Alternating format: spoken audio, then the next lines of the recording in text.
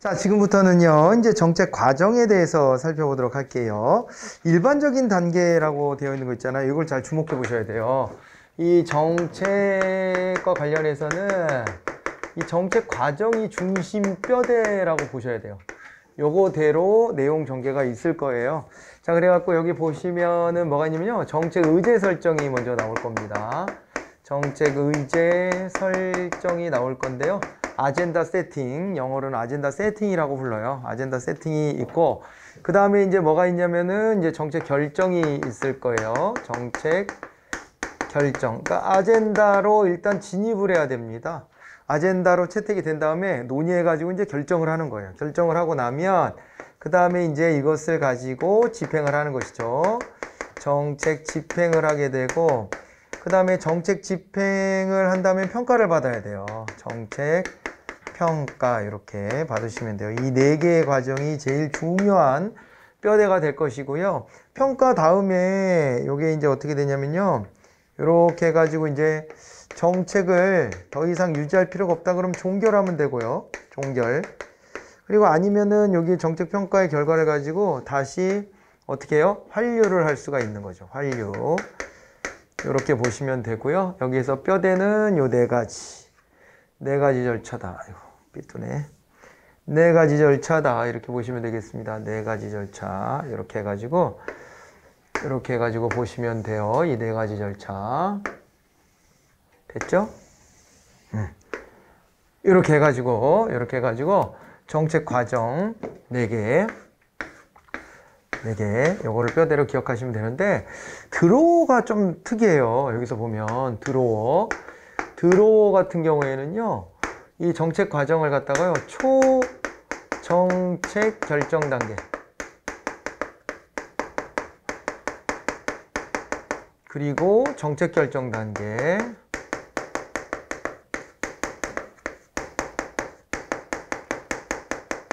그리고 어떻게 했냐면 후 정책 결정 단계. 정책 결정을 중심으로 해가지고요, 단계를 앞뒤로 붙여서 앞뒤로 붙여가지고 이렇게 해가지고 3개의 덩어리를 일단은 나눠요. 그리고 구체적인 것까지 들어가면 18개 단계로 막 나누고 그러거든요. 그 중에서도 가장 강조했던 부분은 어디냐? 강조했던 부분은 초정책 결정 단계. 요거를 이제 중시합니다. 정책 결정에 들어가기에 앞서가지고 우리가 추구하는 가치는 무엇이고 지금 실상은 어떤지 이런 것들 있잖아요. 그래서 정책 결정에 필요한 준비해야 될 것들은 무엇인지 이런 것들을요, 싹 다 좀 이렇게 찾아내가지고, 그래가지고 이 초정책 결정 단계에서 해결을 하고 정책 결정에 들어가는 거예요. 이렇게 해가지고요, 요 이제 드로우의 초정책 결정 단계 눈여겨 봐두시면 됩니다. 요 정도 보시면 되고요. 그 다음에 4절로 가보겠습니다. 이번에는 이제 정책의 유형이다 그래가지고 나와 있습니다. 정책의 유형. 정책의 유형을 우리는 보통 이렇게 많이 나눠요. 거기 네모 2번에 있는 것처럼 외교정책은 어떠냐? 국방정책은 어때? 교육정책, 환경정책, 통일정책 뭐 이런 것들은 어때? 복지정책은 어떻지? 이런 식으로 이제 질문들 많이 해요. 실제로. 그래갖고 이걸 기능별로 또 혹은 조직별로, 조직별로 우리 각 부처 있잖아요. 요 별로 정책을 그렇게 나누는 것을 흔히 많이 합니다. 일상생활 속에서. 근데 학문적인 구분으로 우리는 좀 따라가 들어가 봐야 돼요. 우리가 배우는 거는 행정학이잖아요. 행정학. 학문적으로 학자들이 이제 분류해 놓은 것을 봐야 됩니다. 그래갖고 이제 정책의 분류로 한번 가보는데, 정책 분류에서 가장 대표적인 학자를 꼽아봐라 그러면 로위라고 하는 학자가 있습니다. 로이라는 학자에 주목을 해보셔야 되고요. 로이는 있잖아요. 여기 이제 정부가 있잖아요. 강제력을 행사하는데 강제력의 적용 대상이 개별적인 행위냐, 개별 행위, 행태, 요거냐, 개별 행위 내지는 행태냐, 아니면은 이것이 이들을 둘러싸고 있는 환경이냐, 이렇게 하나 기준을 잡아 나누고요. 그 다음에 또 하나가 이제 강제력의 적용의 방식이에요. 강제력의 적용 방식을요, 간접적으로 볼 것이냐, 직접적으로 볼 것이냐. 그러니까 강제력을 행사할 때, 그러니까 이 정책이라는 것 자체가 강제성을 전제한다는 것은 느낌이 오죠? 그렇잖아요. 국가가 하는 일이잖아요. 정치 권력을 동원해갖고 하는 일입니다. 그렇기 때문에 정책이라고 하는 것은 강제성이 이제 전제가 되어 있는데, 그 강제력을 적용하는 대상이 개별 행위들을 대상으로 하는 것인지, 아니면은 우리를 둘러싸고 있는 환경적인 걸 바꾸려고 하는 건지, 요거를 하나 기준으로 나눴고, 또 하나가 강제력을 적용하려고 할 때 간접적으로 다가갈 건지 직접적으로 다가갈 건지를 나눠놓은 거예요. 간접적으로 다가간다는 건 뭘 의미해요? 간접적으로 다가간다는 것은요, 그것은 콕 집어서 이래라 저래라 하지 않고, 그렇게 하지 않고 있잖아요. 어떤 뭐 전반적인 부류에 대해서 간섭이 좀 들어온다든가 뭐 이런 정도? 뭐 그래가지고 이게 이렇게 이 영향력이요, 이렇게 쭉 파장이 돼가지고 나한테 온다라는 느낌? 그런데 이거는요, 다이렉트로 국가가 이래라 저래라 간섭하는 거, 다이렉트로 그런 거로 나눈 거예요. 그랬을 때 요 이제 정책의 종류가 크게 4가지로 여기서 구별이 되는 것입니다. 이 행정학자들이 2x2 모델 없으면 어떻게 이거 연구하려고 그러나 몰라. 진짜 2개로 나누는 거 너무 많이 써요. 너무 많이 쓰는데, 요거에 따라 나눠보면은요, 여기에 이제 분배 정책 내지는 배분 정책이라고도 해요. 요게 나옵니다. 여기에 들어가는 게 분배 정책이에요. 분배 정책은 뭘 하는 거냐면은 있잖아요. 분배 정책은 뭘 하는 거냐면 자원을 할당하는 거죠. 여기는요, 뭘 하는 거냐면은 이제 자원 내지는 재원 있죠. 정부가 갖고 있는 재원, 이런 것들을요, 할당하는 거예요. 어디다가 돈을 쓸지 나눠주는 겁니다. 그게 바로 분배 정책이에요. 근데 이 분배 정책에서 봐야 될 게 크게 2가지가 있는데요. 하나는 포크 배럴이라 그래서 구유통 정치라 그러거든요. 포크 배럴이라는 게 하나가 있고요. 그 다음에 또 하나가요, 로그 롤링이라는 개념이 있어요. 로그 롤링. 요거는 이제 투표 담합이라고 합니다. 투표 담합, 이렇게 얘기를 해요. 이 2가지 개념을 같이 묶어서 좀 보셔야 돼요, 여기서는. 그 자원을 할당한다 이렇게 했잖아요. 자원 재원을 할당한다. 정부가 뭐 내년도 예산 600조 원 짠다며. 600조 원 짜는데 어때요? 그게 여러분들한테 좀 많이 돌아왔으면 좋겠죠? 그렇죠. 돌아왔으면 좋겠죠. 그래서 이 분배 정책에서는요, 경쟁을 해요. 포크 배럴이 일종의 경쟁입니다. 이게 포크 배럴을 통해 갖고 여기서는요, 경쟁을 하는 거예요. 경쟁 행위를 하는 것이고요. 여기는 경쟁 행위를 하는 것이고, 경쟁 행위, 포크 배럴을 통해서 경쟁 행위를 한다. 그러니까 서로 더 많은 예산을 따가기 위해 갖고 구유통 정치를 하는 것이다. 그러니까 돼지들한테 밥을 주면은 얘네들이 어떻게 한대요? 밥을 주면은 서로 지가 그거 좀이라도 더 먹어보겠다고 말이에요.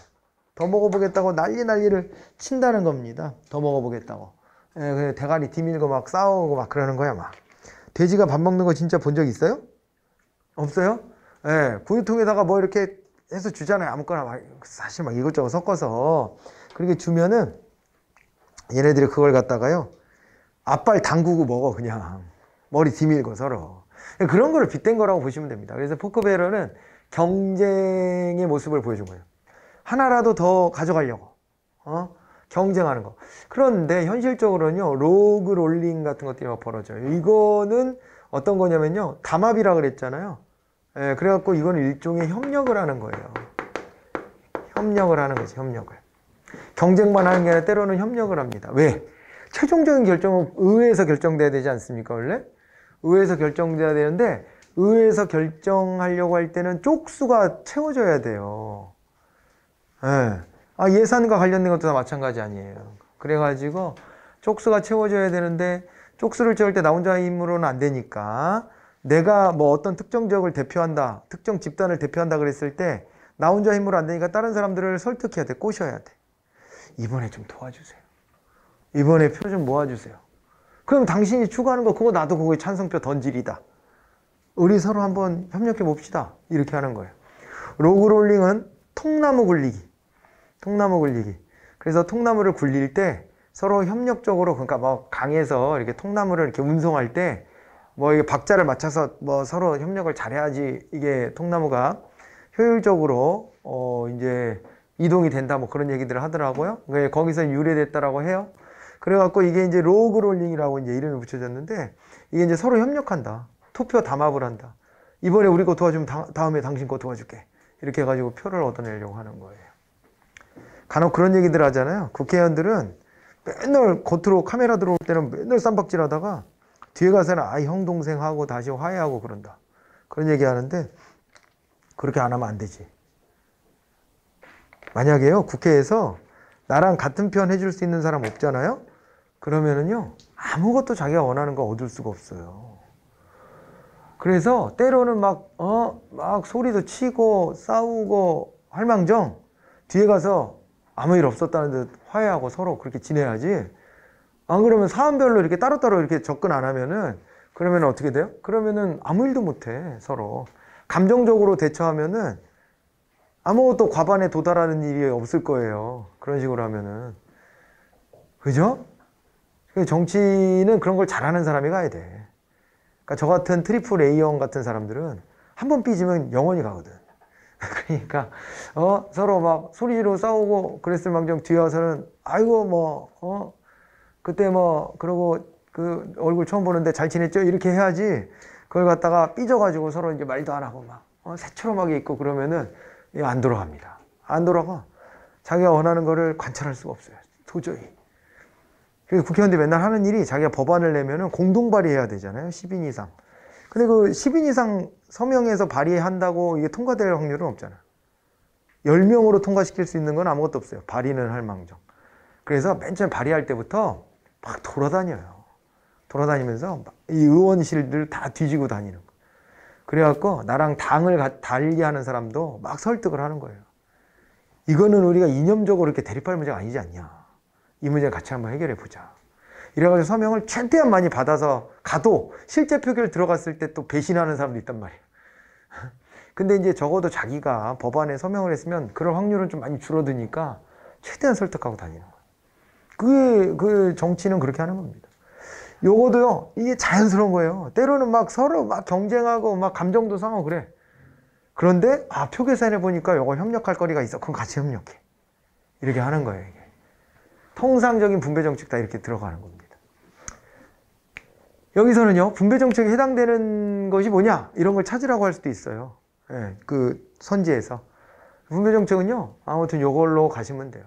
자원을 어디다 쓰고 있냐, 이걸 가지고 보시면 되는 겁니다. 어디다 도로를 낸다든가 학교를 짓는다든가 뭐 이런 거 있죠. 그런 것들은 다 이쪽에 해당되는 거라고 보시면 돼요.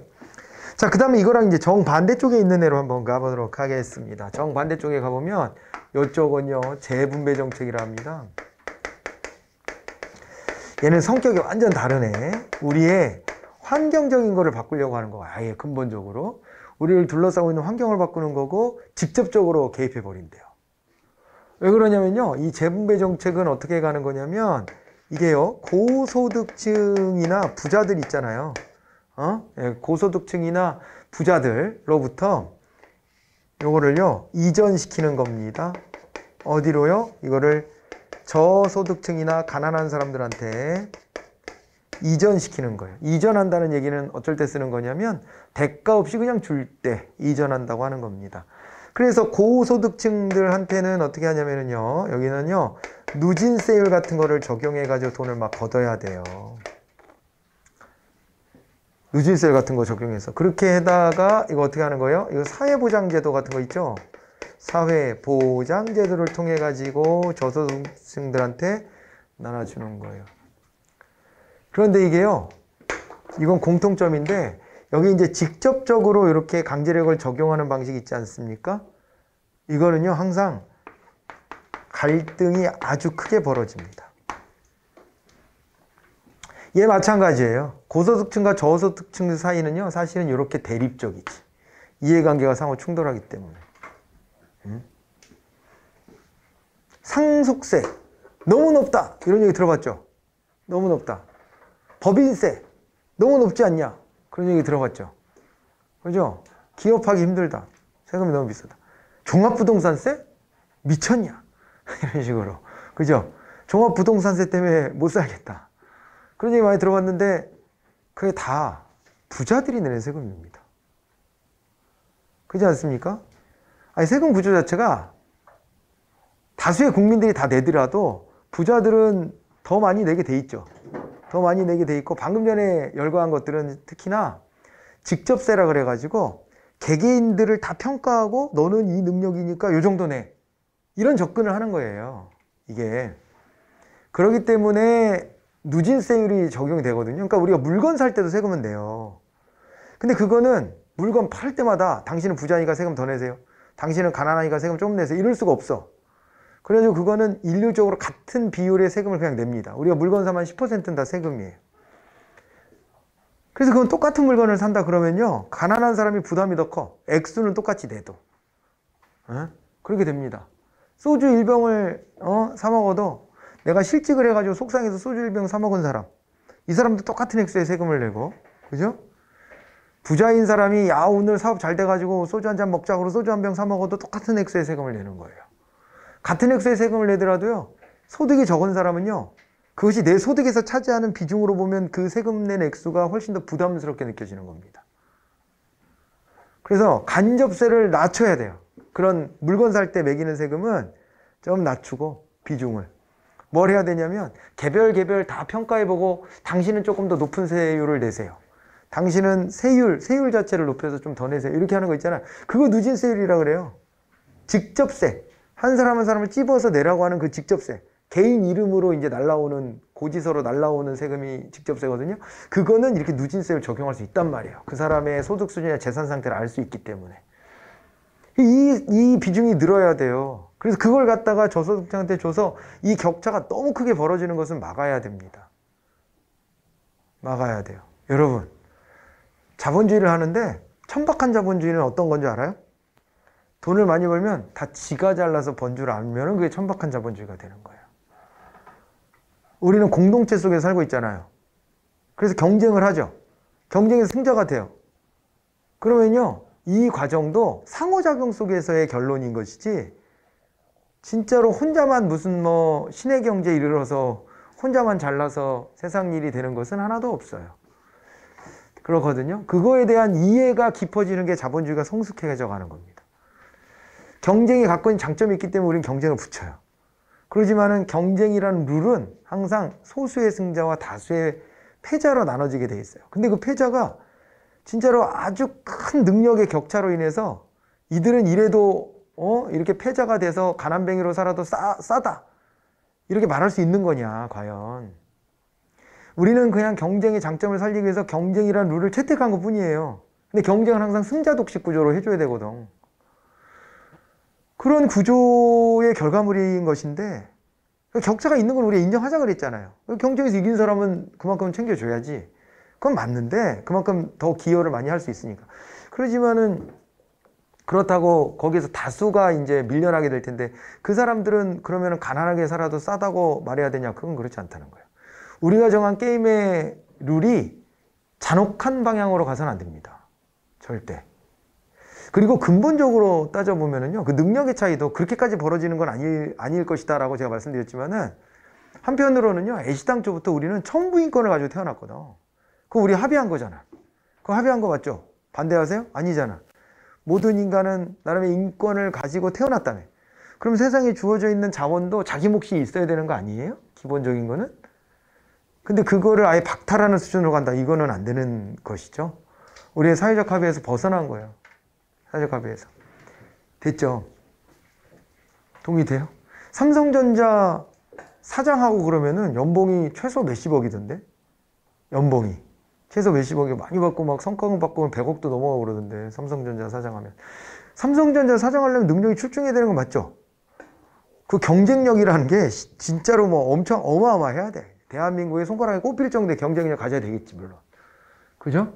그래야 되지만은 아무리 그래도 인간의 능력의 차이라는 게, 최저임금 하면 얼마지 우리가? 200만 원 하면 2,400? 연봉 2,400 대 100억. 이거는 너무한 거 아니야? 그래도 사람의 능력의 차이를 몇 배로 친 거예요, 이게. 이건 좀 심하잖아. 그래서 경쟁의 장점을 살리기 위해서 1차 소득 분배는 그렇게 했다 쳐. 그럼 적어도 국가가 나서가지고 야, 이 격차는 과하다. 과하기 때문에 당신은 세금을 많이 내고 많이 내서 이걸 갖다가 밀린 사람들한테 밀려난 사람들한테 좀 챙겨주자. 이게 우리의 사회적 합의다. 이게 롤즈가 말한 또 정의의 개념 아닙니까? 2-2의 정의에. 맞아요? 그런 거잖아요. 거기까지 우리가 사회적으로 합의를 한 것이다라고 봐야 되지 않냐. 그게 정의로운 거 아니냐. 그렇게 보고 있는 거예요. 아니, 사회적 합의니까 깨고 싶으면 깨도 돼. 사실은 우리가 야, 승자 독식이고 인간도 약육강식으로 되돌아가자. 구석기대로 돌아가는 거야. 이렇게 하기로 하면 하는 거지 또 뭐. 근데 오랜 수천 년, 뭐 수만 년, 수십만 년의 세월을 거치면서 그러지 말자고 합의한 거잖아요. 그게 더 낫다라는 결론에 도달해서. 맞아요? 그러면 지금 합의 수준을 우리가 좀 깨우치는 게 필요한데 그 합의의 수준은 이거를 동의하는 쪽으로 가는 거죠. 너무 크게 격차 벌어지는 것은 온당하진 않고 그건 좀 줄여줘야 되는데 1차의 소득 분배는 민간에서 자기들끼리 알아서 하는 거니까 그거는 격차가 많이 벌어질 수도 있는 거예요. 그런데 그거를 정부가 나서서 재분배 정책을 통해 가지고 소득 재분배 정책 그래갖고 이거를 이 격차를 좀 완화하는 거지. 필요한 만큼 정도의 격차만 딱 인정하고 너무 벌어진 것은 이거를 압축해줘야 되는 거예요. 이렇게. 동의돼요? 동의돼요? 네, 동의를 하고 말고는 개별적 선택이에요, 실제로. 그러긴 하지만은 적어도 우리 사회가 여기까지는 합의가 되어 있는 것이라고 전제는 하고 있어요. 지금 현재. 그래서 이런 정책을 재분배 정책이라 한다. 그런데 갈등이 있을 수밖에 없어요. 아무리 그래도 개인적으로 봤을 때는 내가 많이 번 거를, 그죠? 내가 선뜻 동의하지도 않았는데 구조적으로 가져가 버리잖아요. 가져가 버리니까 이 사람들은 그걸 최소화하려고 저항할 수밖에 없지. 그래서 갈등이 벌어지는 거예요. 이들은 이거 아니고서는 먹고 살 방법이 없으니까 또 이거에 대한 요구가 굉장히 거세죠.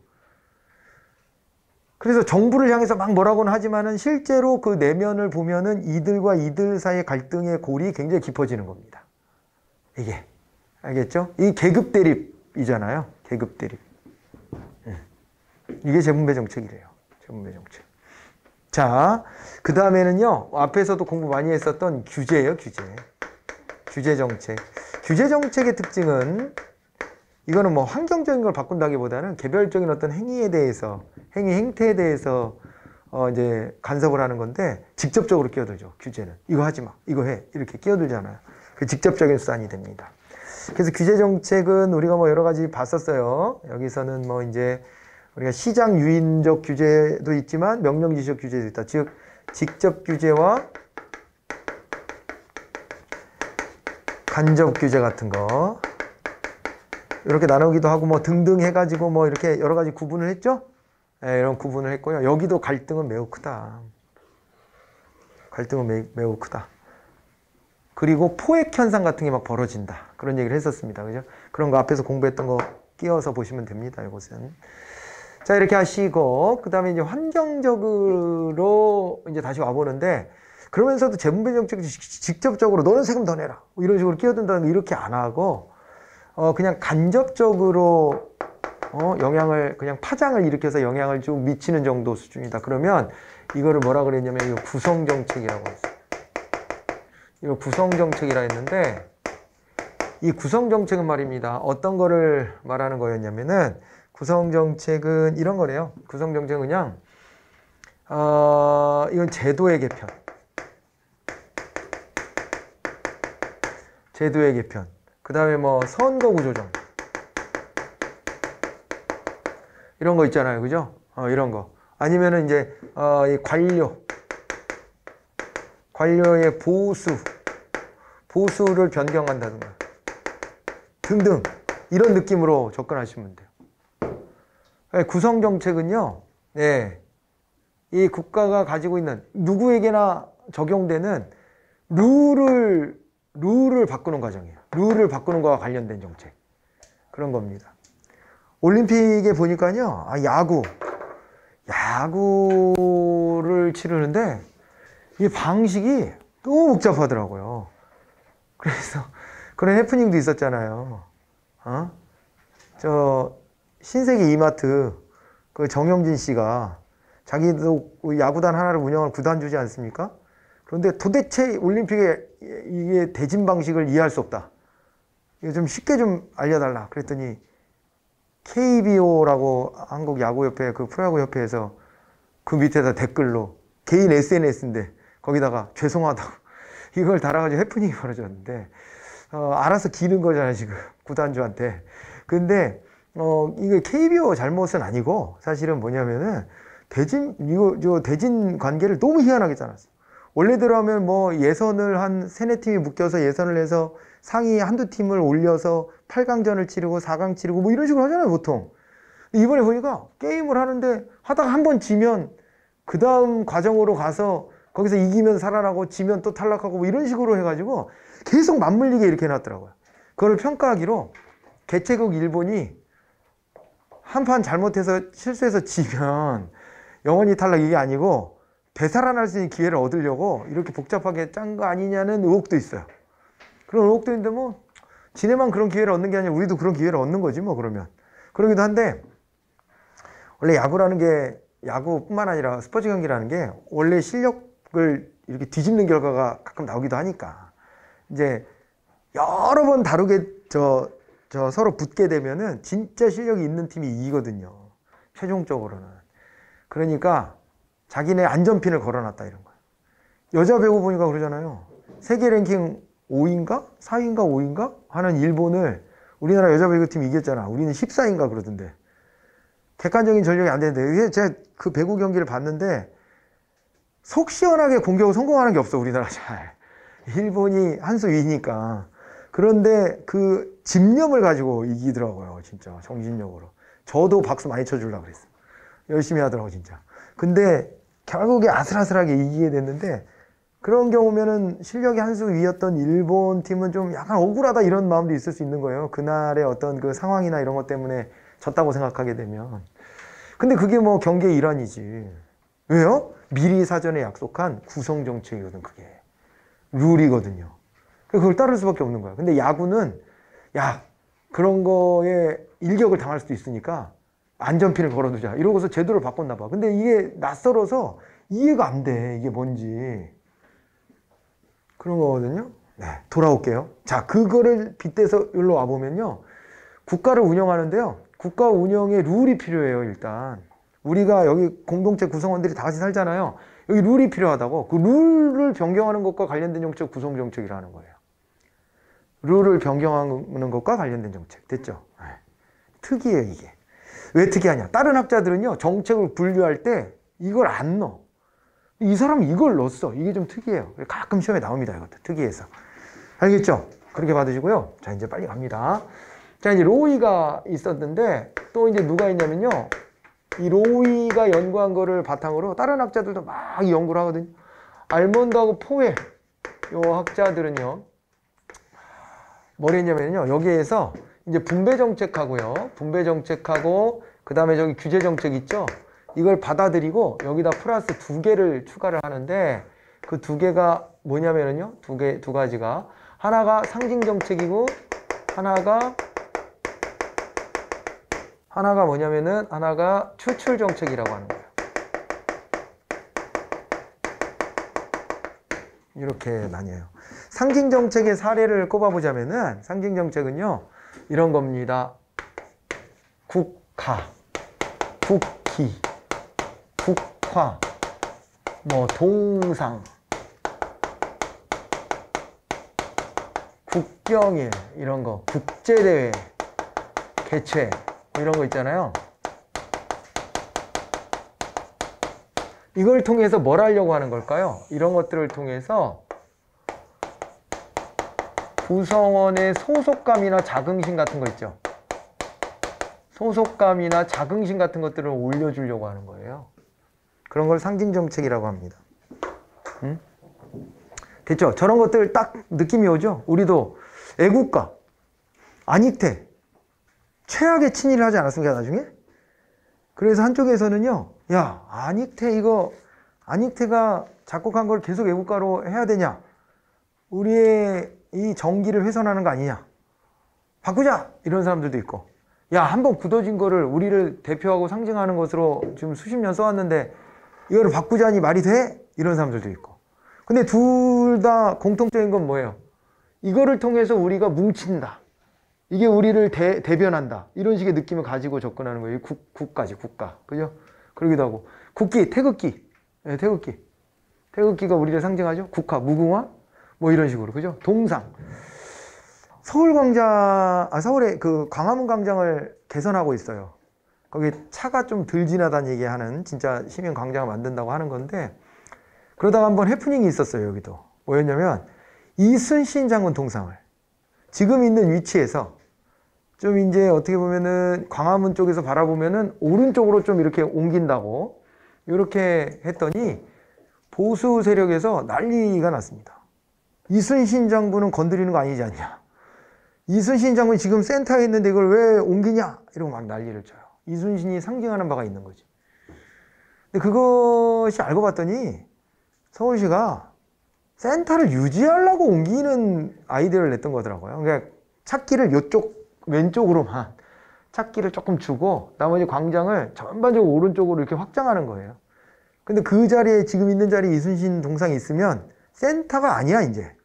그래서 광장의 센터로 옮기려고 했던 건데 오해가 막 빚어진 거예요. 난리가 났습니다. 그냥 어떻게 보면 별것도 아닐 수도 있잖아 사실은. 그게 이순신은 아니잖아. 그 이순신은 아니잖아요. 그 이순신이야 진짜 이순신이야 그게? 아니잖아. 근데 사람들이 난리치잖아요. 그런 거예요 이게 상징정책이라고 하는 게. 이게 상징정책에 사람들이 빠져 있는 거지 지금. 그래서 동상을 건드리는 것도 안 돼 뭐 이렇게 거의 이런 식으로 돼 있는 거죠. 인천에서는요 자유공원인가 거기에 인천 상륙작전을 기념해 메가더의 동상이 있는데 그걸 가지고 미국도 제국주의 아니냐 보는 사람들이 막 그거를 기습적으로 밤에 가서 막 철거하고 그러면은 야 메가더가 우리의 자유를 지켰어 하는 사람들이 가가지고 다시 설치하고 이러고 몇 번씩 싸우고 그랬어요. 그게 메가더야 그거 자체가? 아니지만은 이게 상징하는 바가 있다고 생각하고 여기에 우리 정신이 깃든다고 생각하는 거예요 사람들이. 그래서 정부가요 특히 독재 권력이나 권위주의 정권에서는 이거를 잘 활용하죠. 아니 물론 선진국에서 다 활용해요. 그런데 특히 후진국에서 이걸 진짜로 잘 활용하지. 잘 활용해서 사람들이 이렇게 자기네가 원하는 방향으로 이렇게 따라올 수 있게끔 이게 조작질을 많이 하죠. 사실은 상징 정책이라는 게 그렇게 많이 쓰입니다.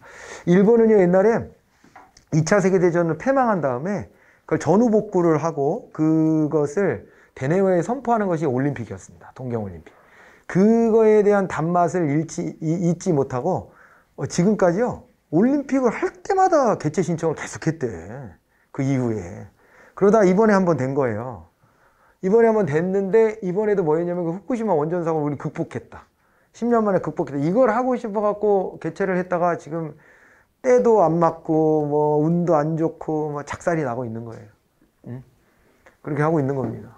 그래서 이걸 취소할 수도 없는 상황. 취소하면 자기네가 개최를 못한 것에 대한 배상금을 물어줘야 된대요. IOC 그 올림픽위원회에다가. 그래서 안 할 수도 없고 하니까 국민들한테 요거도 먹고 코로나는 계속 번지고 막 이러고 있는 상황이에요 지금.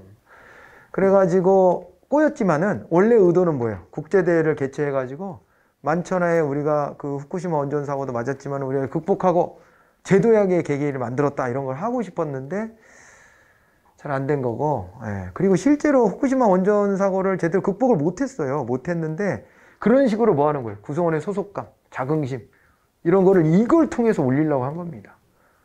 그래서 무리하게 이걸 개최하고 있는 거예요 지금. 이러고 있고.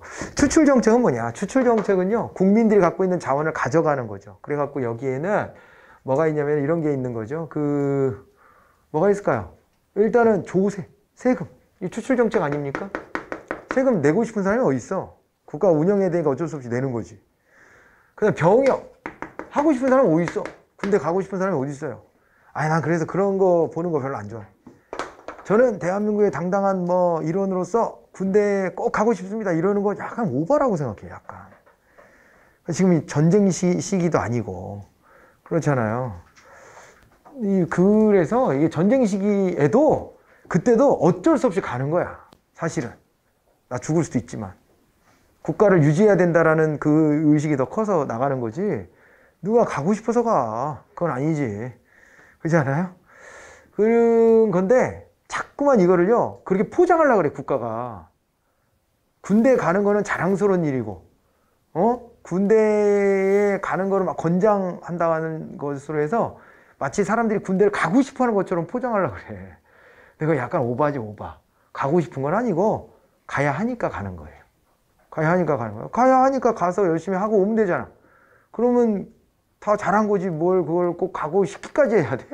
이게 내 인생에 2년 가까이를 날리는 건데 어떻게 보면 내가 하고 싶은 일에서 벗어나는 건데 일단 그래도 해야 되니까 하는 거예요. 당위적으로.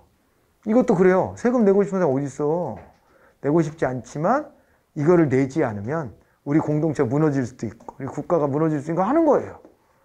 그런 것일 뿐인데 이게 권위주의 정권에서는 이런 거를 막 마치 즐거워서 하는 것처럼 포장해. 이런 정책들을 되게 권위주의에서 잘 활용한다니까요. 이거를 막 사람들을 한쪽 방에 의식화를 막 하잖아요. 그런 거 할 때 수단으로 써먹지. 그렇습니다. 그렇고요. 아무튼 이게 알몬드 포엘 이 두 개 정책을 얘기했고 그 다음에 또 리플리하고요. 리플리하고 프랭클린이라는 요 학자들이 있는데 리플리 프랭클린은 뭘 했냐면요. 여기에서 로이의 모델에서 분배 정책 놓고요. 재분배 정책을 놓고 가운데다가 규제 정책을 놨는데 규제 정책을 둘로 나눠요. 이게 특징이야. 규제 정책 하나가요. 경쟁적 규제 정책이라는 게 있어요. 경쟁적 규제 정책이 하나가 있고 그 다음에 또 하나가요. 보호적 규제 정책이라고 하는 게 있습니다. 보호적 규제 정책. 그런데 이렇게 생각하시면 딱 편합니다. 어떻게 되냐면 경쟁적 규제 정책은 뭐랑 비슷하냐면은 앞에서 봤던 경제적 규제하고 비슷한 거예요. 경제적 규제 있었죠. 그래서 개별 경제 주체에 대해서 본원적인 활동에 개입하는 게 경제적 규제다 그랬잖아요.